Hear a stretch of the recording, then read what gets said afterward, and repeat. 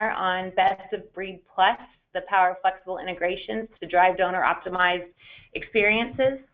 My name is Mary Ann Gunn. I'll be one of your hosts today. And while I welcome you, I wanted to let you know that we will be focusing a lot on our Best of Breed model and specifics around our Salesforce integration. And if you've got any questions while we're speaking, please don't hesitate to send them in to the chat box, and we will get to as many of those questions as we can today as we go along. And to kick off at Kimbia, if you're new to us as an organization, our mission is to power the digital evolution in nonprofit fundraising. And really what we're trying to say there is that the shift to online is happening more frequently than it ever has before, and we're focused on building powerful solutions for our clients that can really help them capitalize on that from both a revenue and donor engagement and donor experience perspective. So today on the webinar, we'll have myself, Mary Ann Gunn. I'm the Vice President of Marketing here at Kimbia, and we've got Dr. Con O'Connell, who is our Chief Technology Officer. Con has 25 years of experience in software as a service organizations, technology, and mobile organizations. He's been involved in a lot of high-growth startups and successful organizations, and has really played a part both in the product development at Kimbia and also how we manage and develop the integration solutions on behalf of our customers across higher ed, nonprofit, and community foundation organizations. So he will jump in here in a little bit to talk about how our solution has gotten to where it is and the value, and how we can walk through an example of the power that comes with integrations like one we are building and delivering for Salesforce in particular.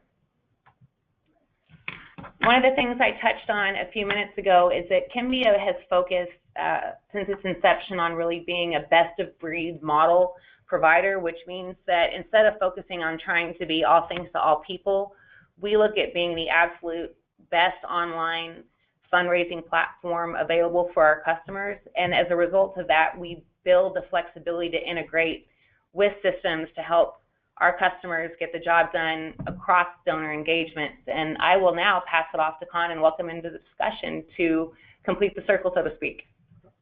Thanks, Mary Ann. Welcome, everybody. The discussion here is about, being best of breed and providing the depth and capabilities of providing everything that we can around fundraising. A big goal of ours from the inception of the company onwards is to try to make sure that the transaction that takes place happens as smoothly and easily as possible from an end user perspective, because we know that the big concept here is to really know about who it is that cares about the mission and is inspired, but also to make sure that the transaction, the funds, are actually flowing into the organization so you can execute on your mission. And in that process, we fit within the overall business process and cycle of interacting with the people that you're trying to inspire out there in the marketplace. And so we know that we're not the center of what you're focused on, your donor is. And it's all about the processes around executing on your strategy and mission that's important. So we play and work within this overall cycle of working with your CRM environment, no matter which kind of CRM it is that's out there in the marketplace.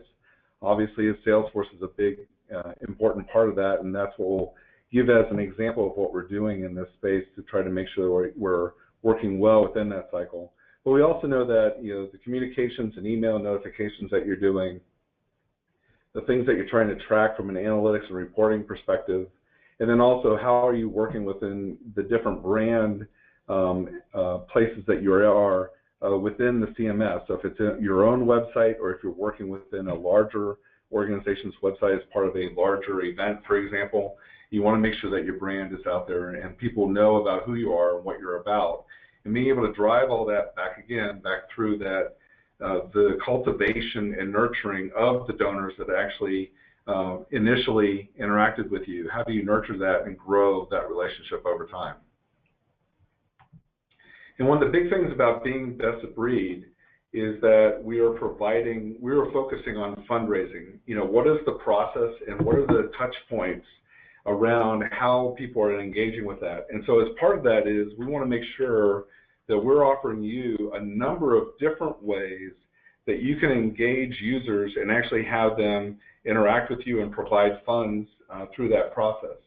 So it's everything from doing, online fundraising with a donation form that might be part of your everyday environment, your everyday website, to an idea around event registration. Maybe it's a run, walk, ride event or a 5K that you're engaged with for a purpose, and try to register people for the event, and then also providing them with an ability to take that maybe a step further and provide that individual fundraising aspect about participating in the event.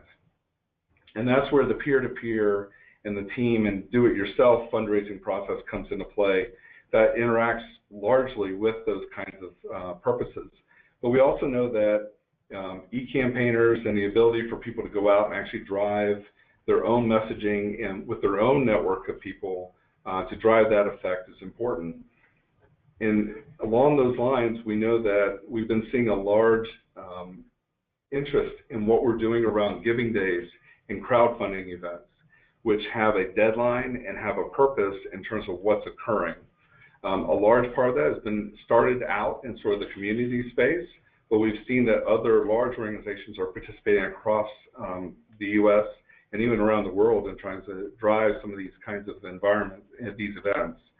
Yesterday, or earlier this week, of course, was Giving Tuesday, and that was a grassroots kind of effort that activated the local people to engage locally in terms of making something happen.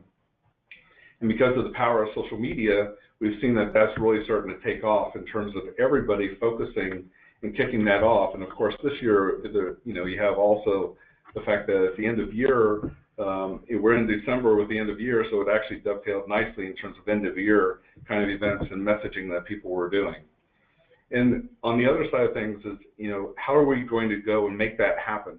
This is the hardest e-commerce transaction to happen on the network and on the internet. And so in that process, how do we make sure that it's a smooth and capable around what's going to occur and how does it happen?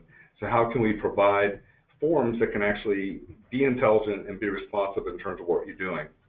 And a large part of that is because our focus and our philosophy around this is around that transaction.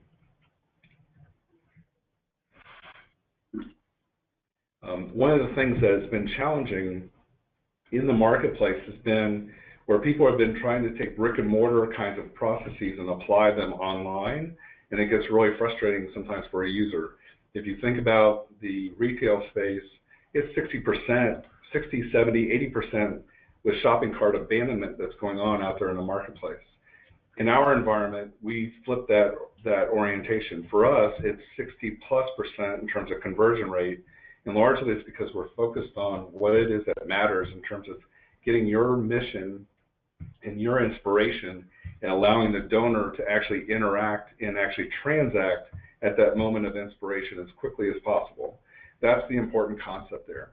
And so one of the other aspects of that is with things, especially event registration, don't ask about everything about what a user can do, but provide enough information to get them registered, and then you can start having an engagement with them and cultivate that relationship. And we'll see how some of that can actually transpire and what we're doing to make an intelligent form actually make that an easier relationship for you. So one of the big key things that we're talking about today is our interaction as best of breed. Well, as best of breed, one of the key things about what we do is, I think it's a little bit different than some organizations, is that we actually are designed to be integratable with other products and other solutions as part of your overall environment. And that's a key approach to what we've done. So with our the Salesforce integration that we're working on right now is a Salesforce option for you to get out of the App Exchange next year, is that we're looking at the fact that we know that there are multiple kinds of objects that are being stored within the Salesforce environment. Obviously, you have the generic Salesforce component, and everybody ends up specializing it for themselves in terms of what's transpiring there. But we also know that there's nonprofit starter pack that a lot of people start with and actually work on in terms of engaging with Salesforce in the nonprofit space. We also know that there's NGO Connect that's out there that Salesforce has been providing as well in terms of another view into using Salesforce from a nonprofit perspective. Our view of it and the terms and our approach to this was very much around how do we take all those different ways of collecting the data about the donor and about the transactions and making sure that we can work across all those different options and even however you might customize your own environment. It's very important for that to occur. And the approach that we've taken is we're leveraging a key component around our platform that captures all the data that we've collected during those transactions and makes them available to be mapped into your specific flavor of how you are using Salesforce. So you can map the answers that you've received from a donor into your context in terms of what you're trying to provide in the processes and how you're leveraging Salesforce in that purpose. So in that environment, that's very important for us to make sure that we're able to do that. And that was a big driving force in terms of the requirements in terms of what we're providing there. And this is what we're in the last throes of testing out our beta around this, especially with the NGO Connect component and options there, and making sure it works properly in that context. And then we'll be submitting it for the App Exchange and going through the evaluation from Salesforce to get that out there for you. So using an example of why that integration component is so important from the overall process and how we work in terms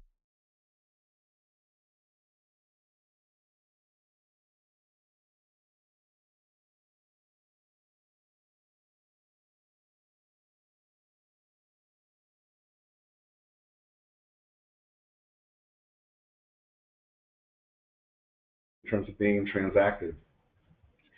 Well, what we've done is added a notion called simple payments, which then comes back and provides the capability for us to actually use the previously answered information the next time that user can actually come to the form. So in the next slide here, what you see is that when that person comes back, their information is already pre-filled. We already know what they gave last time, so we pre-select that answer. And the fact that we already know their information in this particular form is configured to leverage their previously used payment information. So we allow them to see that they use their credit card, their existing credit card that they already have on file, ending in 1111, as a way of being able to go and do that. But for security purposes and to make sure that we're using it appropriately, we actually have the user provide some verification data with regards to their zip code, in this particular case, for them to actually go and perform the transaction. So if Ms. Bardot comes back and sees exactly what she sees, $100, I want to reuse that credit card and my street address starts that way, all I have to do is enter in my zip code and hit donate, and I'm done. So that's an area where we're trying to apply some intelligence in terms of the form interaction and this engagement of the fact that, oh, you recognize the fact that I did this for you before, that's great, and then be able to be done with the transaction and move on. Okay. So in that process, and how does that fit in with regards to the integration that we're working and building on from a Salesforce perspective, we have this little workflow that I hope helps indicate what we're going through here. So donor A, Ms. Bardot, comes in and lands on the full form. And in that context, she provides a set of answers about herself and about the payment information and which level of donation she wants to perform. When that transacts, the Kimbia platform provides the confirmation screen back to her immediately. It gives her a little thank you for her participation. We also send the confirmation receipt email out to her as well, so she has a hard copy capability in her environment to provide her with the confirmation that it transacted properly and the information about that in case she needs to call in. And maybe she decides later on $100 was too much and wants to refund half of it, ability to be able to call in and get that refund back, as an example. But there's enough information there that we can provide that transaction in the receipt. We actually tag that receipt, that transaction, in terms of what took place. And now we have this tag that we can pass along through the integration process that now can cycle back to us. So now we're able to pass along not only the donor information and the contact data about the donor into your CRM, but we also pass along that little tag. That tag represents that transaction that took place, and the way that now it can actually flow back to us later on from a campaign you might do later on. Obviously, the dollars will settle and end up with you in your bank account for your organization. So the next part of it is, we'll say it's a month later and you have another campaign that you're driving and you want to go back to the donors that you just collected and have them come back and donate again, or maybe register to go do a fundraiser for them or register for an event. That tag information can be passed along in that information, so when Ms. Bardot comes back to it could be even the same form, all that pre-information, the information that we already have, can be pre-filled for her, so she's being recognized again that she's been engaged with you before, and it's recognizing the information that's there, and now you can have a more intelligent form there that asks maybe a couple of extra different questions about her that maybe you can learn something more about her in that environment. But in terms of the payment process, it's very simply acknowledging and verifying that that's how she wants it transacted, with an option, of course, that she can go ahead and use a different method or a different card for the transaction if she desires. But the fact that we recognize that she paid before can make that next transaction much easier and simpler to do. So in this process, in terms of what we're doing here with regards to the integration, it's very simply the fact that our integrations and our approach really works with systems you have in your environment, and whether it's a CRM or a marketing tool or an email marketing tool or a CMS environment, we work with regards to those different environments. And we have the ability to integrate in a variety of different ways. The same integration that we're leveraging from a data flow and data management perspective for our Salesforce integration that we're going through and providing is the same one that we provide for other CRMs and other capabilities out there in the marketplace. So it's not unique in terms of the data and the quantity of data that's available for whatever those systems are, and we can work with any scaled environment that you have there. It's extremely flexible in terms of how we look in our Salesforce integration. Our approach to it is extremely flexible to work with how you are using Salesforce, not how we're telling you to use Salesforce. So we don't load in a bunch of our own objects into your Salesforce instance. We're actually leveraging your existing objects that's already there. So we're not loading a bunch of extra data in there that's going to impact your pricing and your use of Salesforce from that perspective. And the fact that we can actually sync that into standard objects or actually have it mapped into unique objects that you may have created along the way. The last part is that it's adaptable. So even during your life cycle of using Kimbia with Salesforce, if over time you're asking unique information to come through that hasn't been mapped in before, you can easily go and configure it to add in those additional questions that you care about, or you can even set it up to ignore them entirely. So even if you're adding new questions, you can set it up so that they're being ignored along the way. So it's very flexible and easily to go and configure and adapt over time to make sure that that's flowing, so all the data is flowing properly across the life cycle there. In terms of availability, we already have an existing version of a Salesforce connector in AppExchange today. You're welcome to go and download that and leverage that. And this recent release is currently in beta testing, as I had indicated before. We have several of our key clients that are working with it, and we're in the final process of validating and verifying the NGO Connect integration and how it will work within that kind of context within Salesforce. And once we get through that, which we hope will be very soon, and expect that to happen, we do expect to be finished with that process here this month. We'll be submitting it to the AppExchange evaluation process, and we expect it to be available by spring of 2016. So with that, hopefully you got a context of the fact that from a best of breed perspective, we actually take the approach that we're about integration, and we have the capability of doing fundraising in a variety of different ways, in touching your donors wherever and however they want to give money to you, in those variety of different ways, collect that information in a unified way and provide it from an integration perspective into your business process. And with that, I just want to touch on the fact that next May is Give Local America. Give Local America runs on Kimbia and provides that, and in fact, it provides it in such a way that we are our own biggest customer. We support this event and provide it, and provide all the complexity and capability around managing lots of people involved with the pre-event process, making sure tools and marketing materials available, and training, and making sure everybody's ready to go and do those events, this event. But really, a large part of it, really, the activism around making sure it's a successful event really happens within those local communities, and that's a very important part of the process and message that we have around that. So with that, let me turn it back over to Mary Ann. Thanks, Con. I appreciate it. So it looks like after we get through some questions, we might be able to give everybody a few minutes back in their day.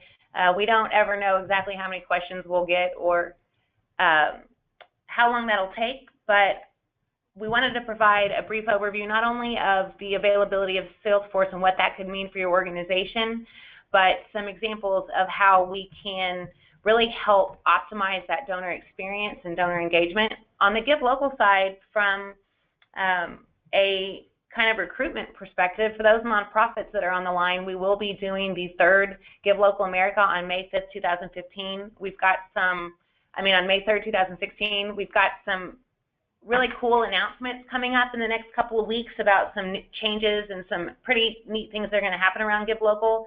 So if you're interested, visit the Kimbia website or the Give Local website and get a little bit more information if you want to participate with us next year.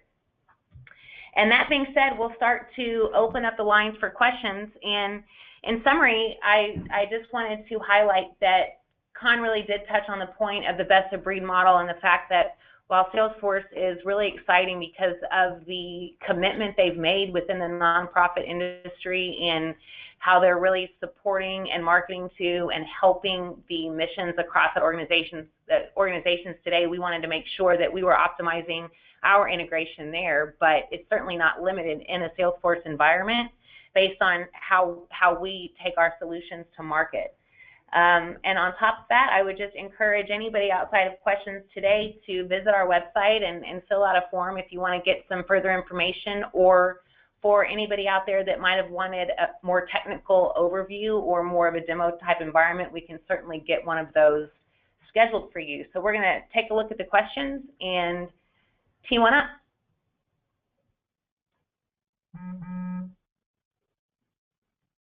Okay, so do you want to take it? Yeah, so we had a question come in about connecting to Razor's Edge. Yes, we do that. Informatic is absolutely one mechanism that's out there in the marketplace that we've worked with regards to providing data in that context. And we are looking at making an even more robust capability in that context to be more flexible with regards to integration. So we're also looking at some alternatives to make the Razor's Edge integration be a much smoother process than what we've seen to date. But yes, we do integrate with Razor's Edge.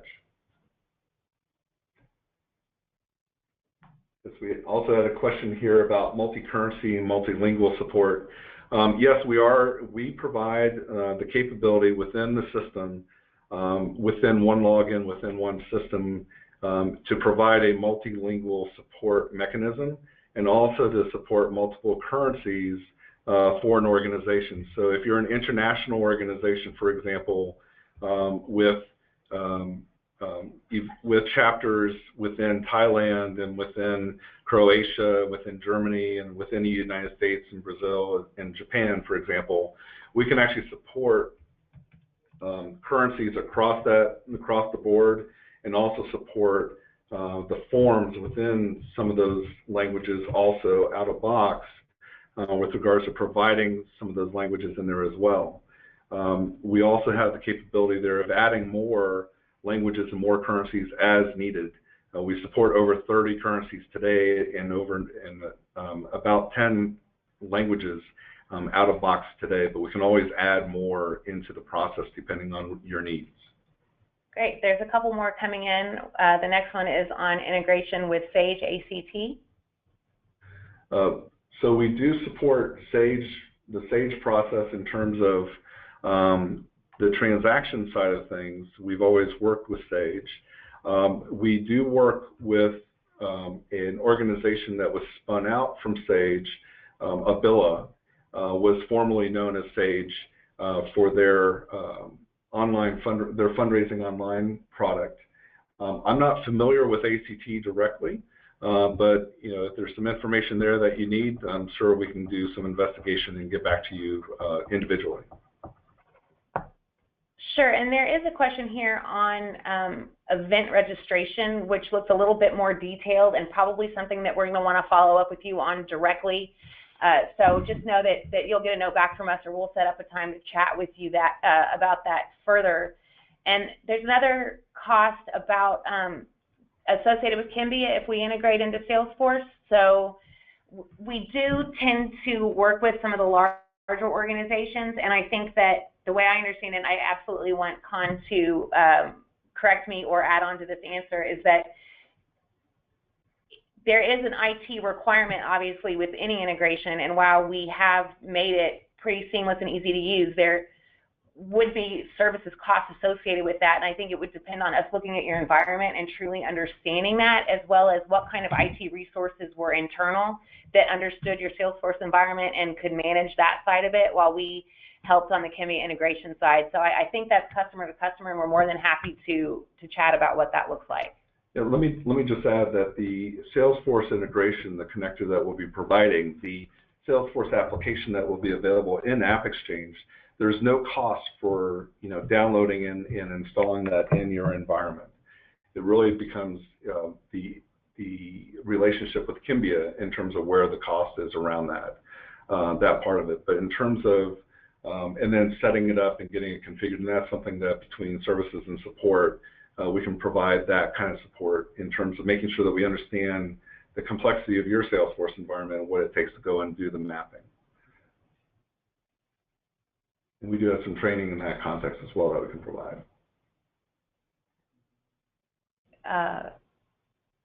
Yeah, okay, the last one, can I use my current payment processor, or do we do processing of donations?